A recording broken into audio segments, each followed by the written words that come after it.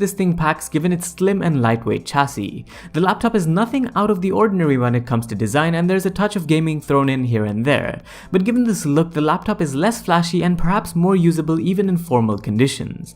Looking around, you find a nice array of ports on this thing. The left side houses the power input, an Ethernet port, a Type-A USB port, an HDMI port, as well as separate microphone and headphone inputs, something a true gaming enthusiast will definitely appreciate. There's also two more Type-A USB ports on the right, a Type-B USB port, which is kind of unnecessary given today's day and age, and a Type-C USB 3.1 Gen 2 port supporting things like Thunderbolt 3 and 10 gigabit speed transfers. We would have liked to see an additional fingerprint sensor on here, which could have been a nice touch for security purposes. During my usage, I also used the Type-C USB port on the laptop to expand on its port selection and give it an SD card reader, which is important for my daily workflow. But wired connections aside, the machine's Wi-Fi 802.11 AC support and Bluetooth 5.0 are pretty nice to have. For me, this resulted in a boost in Wi-Fi connectivity, and that might be due to Acer's killer Doubleshot Pro software. And it stood out because I've used a lot of laptops in the past which gave me reception problems given my router placement at home. Now, speaking of home, this phase of our life entails a lot of working from home, and as such you'll rely a lot on the web camera on the machine. I wouldn't say the camera on this thing is bad when you give it enough light, although I wish the resolution was better. Plus, this being a gaming laptop, the web camera, if good in terms of quality, could actually come in handy for live streaming. So let's focus on some of the gaming aspects of the device. First up, the display. It sports a 144Hz refresh rate with a 3 millisecond response time and a respectable 81.3% screen to body ratio.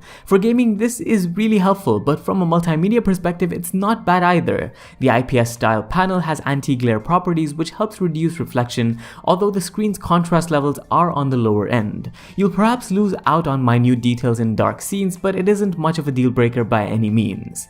As for the insides, you get the Intel Core i7-9750H processor at 2.6 GHz. It's not the latest 10th generation processor, but still packs plenty of power, coupled with 16 GB of DDR4 memory and 1 TB of storage on our review unit. When in use, I found the 16 GB of memory to be a bit of a bottleneck when you're running multiple Chrome tabs and windows and have things like games or editing software running in the background. You'll probably see a few forced closes here and there, but that's about it. But more so, the storage on this thing can hold you back. In this day and age, good games easily come close to 70 to 80 GB, and with your personal files thrown in there, 512 GB of storage could run you down fairly quick. So if you're not into external or cloud storage solutions, going for the 1 TB option might be a good choice, but you'd have to be conservative that way too. Of course, you get Nvidia's RTX 2070 Max-Q GPU on this thing with 8 GB of dedicated VRAM. And this is good enough for a huge variety of gaming experiences, and the titles we ran on it suffered absolutely no problems. Even demanding games remained above the 60 FPS mark at full settings, but keep in mind, this is at full HD plus resolution. More so, to enjoy these games at the full 144 FPS and truly take advantage of that refresh rate on the display, you're gonna need to tone down the settings a bit, but to be honest, that's not a big deal.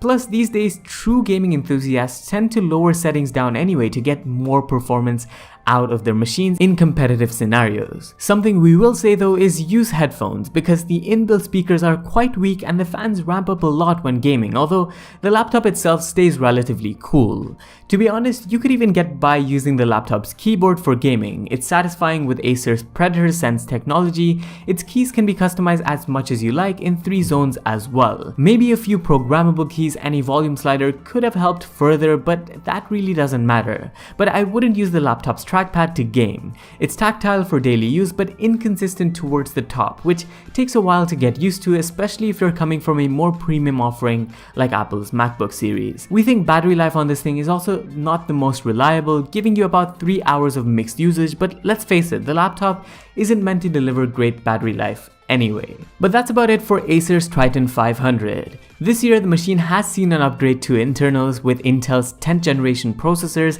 and newer Nvidia Super GPUs, but we're yet to test the performance differences between them. If you can find yourself a deal on this particular machine though, it could definitely be a viable option. As always, let us know what you think about the Triton 500 in the comments down below, and make sure to like and subscribe for more videos. Thanks for watching, this was Vaibhav, and I'll see you in the next one. Adios.